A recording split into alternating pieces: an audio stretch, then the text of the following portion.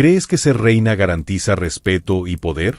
Tú entras en Tortoisillas y el aire te golpea, un hedor que quema la garganta, restos de un cuerpo muerto que nadie se atreve a enterrar, muebles empapados en sudor y aceite. Observas cómo Juana se inclina sobre el ataúd, acariciando la carne negra y fría de su esposo, murmurando palabras que parecen oración y amenaza al mismo tiempo. Lo que verás no es decadencia, es la verdad que nadie se atreve a contar. Te doy la bienvenida a este espacio donde las sombras cuentan lo que la historia quiso esconder. Cuéntame, ¿desde qué parte del mundo me escuchas? Es fascinante imaginar todas las almas que en este mismo momento comparten esta noche conmigo. Si quieres seguir escuchando más historias como esta, apóyame suscribiéndote a Sombras del Medievo. Nuestra meta es alcanzar los 1000 seguidores. Cada suscripción nos permite traer más secretos, más sombras y más relatos que no encontrarás en ningún otro lugar. Juana nació en 1473, hija de Isabel de Castilla y Fernando de Aragón. Desde su primer respiro, no fue vista como persona, sino como pieza política. Su vida se definió en los escritorios de diplomáticos, no en la cuna. Era una princesa en una corte marcada por la disciplina férrea de su madre, la misma Isabel que obligaba a sus hijas a largas jornadas de rezos, ayunos y penitencias. Desde pequeña, Juana mostró una sensibilidad inusual. Los cronistas la describen como inteligente, de carácter fuerte, pero también vulnerable, con una inclinación hacia los celos y las pasiones intensas. La corte lo interpretó como un defecto, no como una cualidad. En un tiempo donde una mujer debía ser sumisa y obediente, Juana era todo lo contrario, impulsiva, desconfiada y demasiado consciente de las miradas a su alrededor. En 1496, con apenas 23 años, fue enviada a Flandes para casarse con Felipe de Habsburgo, apodado el Hermoso. No había amor en esa unión. Era una transacción de poder. Castilla y Aragón aseguraban su alianza con una de las casas más influyentes de Europa. Para Juana, sin embargo, ese matrimonio era también una promesa íntima. En sus cartas, se vislumbra la esperanza de encontrar un afecto que no había sentido en la frialdad de su infancia. Esa fue su primera ilusión, y también su primera trampa. Felipe cumplía con su sobrenombre, atractivo, seductor, dueño de una presencia magnética que deslumbraba a toda la corte flamenca. Pero tras la fachada había un hombre entregado a los placeres y a la infidelidad sin disimulo. Desde los primeros meses, Juana descubrió lo que significaba ser reina sin ser amada. Veía cómo Felipe recorría los pasillos con otras mujeres, cómo sus damas de compañía eran convertidas en amantes del rey, y cómo todo esto era tolerado y hasta celebrado por su entorno. Juana reaccionaba con arrebatos de celos, escándalos públicos que para su tiempo resultaban inaceptables en una reina. La etiqueta de desequilibrada comenzó a gestarse allí, en los murmullos de los cortesanos que la ridiculizaban mientras Felipe la humillaba. ¿Qué hace una mujer cuando su única función es parir herederos, y su esposo la trata como un estorbo? El primer abismo de Juana no fue la locura, sino la certeza de que su vida ya no le pertenecía. Su madre, Isabel, no permitió un retorno a Castilla. La joven debía soportar, aguantar, callar. El matrimonio que prometía consolidar la gloria de España fue para ella una cárcel dorada, donde el amor que esperaba se convirtió en un cuchillo lento, afilado por la indiferencia y la traición. Juana, obligada a convivir con el desprecio de Felipe, encontró una única salida, la obsesión. Si él no la amaba, ella se encargaría de no dejarlo escapar jamás, ni en vida ni en muerte. Esa semilla, sembrada en los primeros años de su matrimonio, sería la raíz de todo lo que vendría después, la decadencia, el encierro y el hedor eterno que la historia nunca pudo borrar. Los primeros años del matrimonio de Juana con Felipe se transformaron en un descenso constante hacia el caos emocional y físico. Lo que había comenzado como una ilusión de afecto se convirtió en un ritual diario de humillación. Felipe no ocultaba sus aventuras, su vanidad y deseo eran públicos, y la reina de Castilla debía soportarlo en silencio. Los cortesanos murmuraban, algunos compadeciendo a Juana, otros aprovechando su inestabilidad para manipularla. ¿Qué sucede cuando la reina es más vulnerable que sus propios súbditos? El poder de Juana no era absoluto. Su autoridad estaba condicionada por su esposo y por la estricta vigilancia de su madre. Pero el verdadero golpe no vino de la política. Llegó en 1506, con la muerte súbita de Felipe, a los 28 años. La noticia cayó como un martillo sobre la psique de Juana. Los cronistas describen cómo la reina se negó a permitir que el cuerpo fuera enterrado. Ordenó que lo colocaran en un ataúd de terciopelo negro dentro de sus habitaciones. Allí, entre sombras y velas, comenzó la transformación más grotesca de su vida. Juana no aceptaba la realidad de la muerte. Pasaba horas junto al cuerpo, tocando la piel fría y rígida, hablando como si aún respirara. Los sirvientes, obligados a obedecer, soportaban un hedor insoportable. El aire estaba cargado de putrefacción, mezclado con incienso y aceites para enmascarar el olor. Cada día, Juana inspeccionaba el ataúd, asegurándose de que su esposo permaneciera cerca, como si su presencia pudiera mantener viva la unión que la traición había roto. Nadie podía imaginar que la devoción se volvería un ritual mortal, que la obsesión con un cadáver se convertiría en ley para una reina. El hedor se convirtió en un elemento más de la corte. Doncellas, monjas y guardias desarrollaban náuseas y migrañas. Algunos huían ante el peso insoportable del aire. La rutina diaria de Juana giraba en torno al cadáver. El ataúd la acompañaba en cada traslado, en cada residencia, siempre abierto. Las ventanas cerradas, el fuego de carbón y braseros creaban una atmósfera irrespirable. Las normas del decoro desaparecieron, las visitas eran cortas, y los funcionarios escribían notas temblando por el olor. ¿Cómo se mantiene la autoridad cuando la reina es temida por su locura y no respetada por sus súbditos? La obsesión alcanzó niveles inimaginables. Juana aplicaba aceites mezclados con su propio sudor y excremento a las telas que rodeaban a Felipe, convencida de que así su vínculo permanecería intacto. Los cronistas aseguran que incluso los alimentos se colocaban en rituales que incluían al cadáver. Pan, sopa, carne, todo debía pasar cerca del ataúd.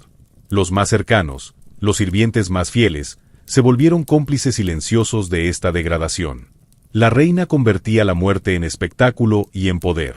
La corte no sabía si obedecerla o huir de ella. Los hijos de Juana también fueron víctimas de su locura.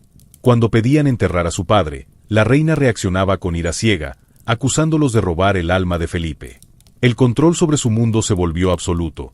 Nadie podía acercarse al cadáver sin su permiso, nadie podía cuestionar sus órdenes. El poder político y el poder obsesivo se fusionaron en un hedor constante, que impregnó las paredes y la memoria de la corte. Lo que comenzó como luto se convirtió en un estado de terror silencioso, donde la realidad se distorsionaba y cada respiración olía a muerte. Los cronistas describen a Juana en este periodo como un espectro de la realeza. Ya no era la princesa prometida, ni la hija obediente. Era la reina que había abrazado la putrefacción, que había hecho de la obsesión con la muerte su única lealtad. La corrupción de su mente se reflejaba en cada gesto, cada orden, cada mirada dirigida a los que la rodeaban. Cada acto de Juana era un desafío a la naturaleza, a la religión, a la razón misma. Su mundo se redujo al ataúd, al olor y a su locura inevitable. La reina había alcanzado un punto sin retorno. Lo que para otros era horror, para ella era rutina. La decadencia, la obsesión, la repulsión y el poder se entrelazaron hasta convertirse en un solo tejido. Juana, reina de Castilla, rehén de su propia mente, gobernando sobre un reino que ya no reconocía ni respetaba, mientras la muerte y la putrefacción eran las únicas certezas de su existencia. Juana, conocida como la Loca, no fue la primera reina atrapada entre poder y obsesión, pero su caso se volvió extremo incluso para los estándares medievales. Su historia puede compararse con otras monarcas europeas que enfrentaron matrimonios políticos, restricciones de género y expectativas imposibles. Catalina de Aragón en Inglaterra, Margarita de Anjou en Francia. Todas compartían un hilo común, la exigencia de obedecer la corte, producir herederos y sacrificar su autonomía emocional. ¿Por qué Juana, con el poder de una corona, terminó siendo prisionera de su propia mente y obsesión? Los registros de la época muestran que el matrimonio político era una práctica rutinaria en Europa. La alianza con Felipe de Habsburgo no solo aseguraba influencia política, sino también estabilidad económica. Sin embargo, lo que para los hombres era una transacción, para las mujeres era un destino sellado. Juana no tenía elección. Cada decisión estaba determinada por su posición como hija de Isabel y Fernando, y más tarde como madre de herederos que consolidarían la futura monarquía española. Incluso la política más calculada no previó cómo la mente de una mujer podía transformarse en arma de caos y miedo. Los efectos psicológicos eran predecibles. Cronistas y médicos de la época entendían poco sobre salud mental, y lo que llamaban locura era cualquier desviación de la norma femenina esperada. Celos intensos, obsesión por la pareja, ritos extraños de luto. todo se interpretaba como enfermedad, aunque Juana actuaba dentro de un contexto de humillación constante y trauma no resuelto. Comparada con otras reinas, la intensidad de su devoción hacia el cadáver de Felipe fue sin precedentes, y su influencia sobre la corte se volvió un instrumento de terror silencioso. La locura de Juana no nació de un capricho, sino de un cúmulo de factores: política, amor fallido y aislamiento extremo. En números, los registros indican que Juana pasó más de 40 años confinada en Tortoisillas, bajo vigilancia constante, en habitaciones donde la descomposición impregnaba la estructura de piedra. La mayoría de sus contemporáneas habrían sucumbido a la depresión o la enfermedad física. Juana convirtió el hedor, la enfermedad y la obsesión en un elemento de control, haciendo que incluso los sirvientes y los cortesanos se sometieran a su voluntad. Tras la muerte de Felipe, Juana transformó su dolor en un sistema de control absoluto. Cada gesto, cada movimiento, cada habitación se volvió un escenario donde su obsesión dictaba reglas. El ataúd abierto, el olor constante de la descomposición, la iluminación tenue de las velas. Todo formaba parte de un ritual que consolidaba su poder sobre los sirvientes, los monjes y los cortesanos. ¿Qué sucede cuando la devoción hacia la muerte se convierte en ley para los vivos? Las habitaciones de Juana estaban organizadas con precisión obsesiva. Los braseros ardían constantemente, mezclando humo con aromas artificiales que apenas podían cubrir la putrefacción. Los objetos eran movidos solo según su voluntad. Los muebles permanecían en posiciones exactas, las telas tratadas con aceites y ungüentos que supuestamente conservaban la esencia de Felipe. Cada acción de los sirvientes debía pasar por su inspección, y cualquier error era recibido con gritos y amenazas que congelaban a cualquiera que osara cuestionarla. El miedo se volvió la moneda de cambio dentro de un reino reducido a unas pocas habitaciones. Juana convirtió la presencia del cadáver en un ritual casi religioso. Cada mañana, ordenaba abrir el ataúd, inspeccionar el cuerpo y realizar oraciones privadas frente a él. Servidores y monjes eran testigos silenciosos de estas ceremonias, obligados a sostener el olor, las manchas, los restos visibles de la descomposición. El cadáver no era solo un objeto de luto, era un símbolo de su autoridad y una extensión de su mente fracturada. Para Juana, la muerte no era el final, sino el instrumento más eficaz de su poder. Incluso sus hijos se vieron atrapados en estas prácticas. Los recorridos por Castaúl incluían al ataúd, y cada parada se convertía en una demostración de control. La reina exigía respeto, silencio y sumisión absoluta. Aquellos que cuestionaban las órdenes se enfrentaban al desprecio y a la humillación pública, en un escenario donde la locura y la autoridad se confundían. La obsesión de Juana era a la vez espectáculo y castigo. Cada visita, cada ceremonia improvisada, cada instrucción absurda convertía su locura en ley, y su ley en un miedo tangible que impregnaba a todos. El poder ritualizado de Juana no era teórico, era táctico. Los sirvientes aprendieron a medir cada movimiento, a anticipar cada capricho. La reina, en apariencia derrotada por el luto, controlaba cada espacio físico y mental que podía, transformando la decadencia en una herramienta de mando. No necesitaba tronos ni coronas. Su autoridad se manifestaba en la obediencia forzada y en el hedor que impregnaba todo, un recordatorio constante de quien detentaba el poder absoluto. El mundo exterior pronto se volvió incompatible con la obsesión de Juana. La iglesia, los monjes y los consejeros veían con horror cómo la reina convertía la muerte en poder. Sus rituales, el hedor constante y la falta de higiene chocaban con la liturgia, la moral y las expectativas de la nobleza. Las visitas religiosas se redujeron. Sacerdotes y confesionarios evitaban entrar en sus habitaciones, temerosos de los arrebatos y del olor que penetraba la piedra y la tela. ¿Qué sucede cuando la locura de una reina desafía incluso lo más sagrado? Juana llegó a enfrentarse con su propia madre y con los nobles, quienes intentaban imponer un mínimo de decoro. Isabel de Castilla, aunque ya mayor, exigía cierta normalidad en las cortes y rituales religiosos. Juana respondía con gritos, amenazas y órdenes absurdas. Abrir el ataúd, mover el cuerpo, mantener cerradas ventanas y puertas para proteger el alma de Felipe. Cada intento de control externo era anulado por su obsesión, y quienes se atrevían a intervenir eran humillados o excluidos. La reina convirtió lo imposible en ley, y la ley en un territorio donde nadie podía entrar sin permiso. Incluso el gobierno sufrió su ruptura. Juana no podía recibir consejeros sin que el cadáver estuviera presente, ni aprobar decisiones políticas sin un ritual previo. El matrimonio muerto se volvió intermediario entre la reina y el mundo exterior. Funcionarios y familiares se adaptaron a su lógica, caminando sobre un terreno donde la autoridad se medía en miedo y olor. Lo sagrado, la política y la familia chocaron con la locura, y la locura salió victoriosa. El conflicto con el exterior consolidó su aislamiento. Mientras España avanzaba políticamente, Juana quedó atrapada en un microcosmos de rituales de muerte y obediencia forzada. La ruptura externa no solo fue física, fue simbólica. La iglesia, la corte y la familia comprendieron que Juana ya no gobernaba solo un reino, sino su propia realidad deformada, donde nada podía interferir con el poder que ella había otorgado a la putrefacción. Imagina estar frente a la reina de Castilla, y notar cómo el aire se pliega a su voluntad. Tú, invisible, atraviesas la puerta de su habitación y de inmediato percibes un olor que quema los pulmones, mezcla de carne muerta, humedad y sudor. Ves cómo el ataúd permanece abierto, y cómo Juana inclina su rostro hacia el cadáver de Felipe, susurrando palabras que no entiendes, pero que para ella son oración y consuelo. ¿Podrías soportar lo que los sirvientes debieron tolerar cada día? A tu lado, un sirviente intenta cambiar las sábanas, y tú lo observas temblar mientras la reina lo reprende por tocar la tela en el momento equivocado. Cada gesto, cada paso, está calculado. Incluso el acto más íntimo, como lavarse las manos o sentarse a comer, se convierte en espectáculo de control. Juana exige que sus propios hábitos se mantengan intactos, y todo lo que tú ves se mezcla con la obsesión por la muerte. Su cuerpo, el tuyo como espectador, y el del difunto en un solo escenario de repugnancia y fascinación. El amor y la locura se mezclan hasta el punto de transformar lo humano en intolerable. Tú escuchas sus palabras a media voz, mientras acaricia la piel negra y endurecida de Felipe, como si buscara calor en un cuerpo que ya no puede responder. Observas como la hija pequeña, Catherine, se mantiene a distancia, vigilando cada movimiento, intentando no llorar mientras absorbe la visión de su madre hablando con un cadáver. Cada escena que presencias te obliga a cuestionar los límites entre devoción, obsesión y terror. Todo esto sucede sin que nadie pueda intervenir. Las reglas las dicta Juana.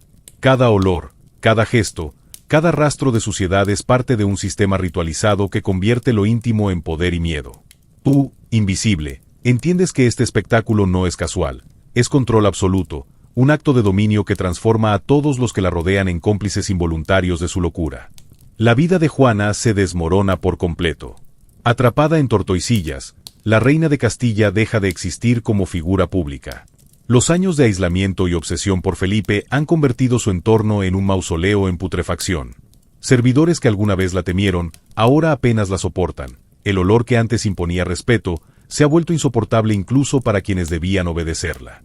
¿Puede alguien mantener el poder absoluto cuando su mundo está hecho de muerte y hedor? Sus hijos, adultos ya, intentan recuperar fragmentos del control perdido. El joven Carlos, futuro emperador, reconoce la imposibilidad de enfrentarse directamente a la locura de su madre.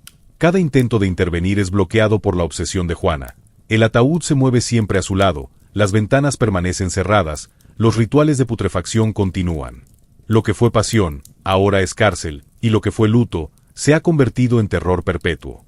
La reina que fue heredera de reinos, se convierte en prisionera de su propio amor y obsesión. Los años no traen clemencia. Juana envejece entre hedores y ritos, olvidando estaciones, ignorando la política, ajena a guerras y matrimonios. Su cuerpo se deteriora, su mente se fragmenta aún más, y el mundo exterior se vuelve una mera sombra. La corrupción absoluta de su existencia alcanza un punto donde nada ni nadie puede tocarla sin riesgo. El trono quedó vacío, pero su locura construyó un reino paralelo, gobernado por la muerte y la obsesión. Y mientras Juana camina por los pasillos de Tortoisillas, rodeada de restos y olor, alguien susurra que la historia no termina ahí, que la obsesión puede sobrevivir incluso después de la muerte. La historia de Juana no termina con su muerte, es un espejo que obliga a mirar la delgada línea entre poder, obsesión y locura. Ella no fue simplemente una reina que perdió la razón, fue una mujer atrapada por expectativas dinásticas, por amor, por miedo y por la historia misma que la precedía. Cada decisión que tomó, cada ritual de descomposición, fue una manera de sostener un control que la sociedad le negó en vida. ¿Cuántas veces el poder se disfraza de obediencia y el amor de locura? Para quienes la rodeaban, Juana era un horror. Para sus hijos, un obstáculo imposible de superar. Pero para la historia, se convirtió en una advertencia. La locura no solo destruye al individuo, transforma todo a su alrededor. Los palacios, los sirvientes, los corredores, incluso la memoria colectiva, quedaron marcados por su obsesión. Cada olor, cada gesto, cada habitación saturada de hedor era un recordatorio de que la autoridad puede surgir del caos más absoluto. Hoy, al recordar a Juana, nos enfrentamos a preguntas incómodas. ¿Qué significa ser libre en un mundo que te define desde el nacimiento? ¿Hasta qué punto la obsesión puede ser una herramienta de poder, y cuándo se vuelve prisión? Su historia obliga a replantearnos la relación entre amor, muerte y control. Para muchos, Juana fue víctima, para otros, monstruo. Y tal vez, en su locura, fue ambas cosas a la vez. El impacto de Juana se extiende más allá de su tiempo. Su obsesión creó un mundo cerrado, donde la rutina diaria se midió por el hedor, donde la obediencia era la única moneda válida. Para nosotros, modernos espectadores, esto se convierte en un espejo que refleja cómo el miedo, la devoción y la represión pueden entrelazarse, hasta transformar la vida cotidiana en un escenario de horror silencioso. Y mientras pensamos en su vida, nos preguntamos, ¿cuántas Juana invisibles existen entre los poderosos, escondidas detrás de la obediencia y las apariencias? Finalmente, Juana nos deja una lección brutal. El poder absoluto, si no se equilibra con la razón y el contacto con la realidad, puede devorar incluso a aquellos que parecen inquebrantables. Y en esa lección hay un misterio que permanece. ¿Qué habría sido de Juana si la historia, la política y la muerte no hubieran conspirado contra ella? Su vida termina, pero su sombra persiste, recordándonos que la locura puede ser una herramienta, una prisión o ambas cosas al mismo tiempo. Si quieres explorar más historias donde el poder se encuentra con la obsesión y los secretos más oscuros, suscríbete y acompáñanos en este viaje por lo prohibido.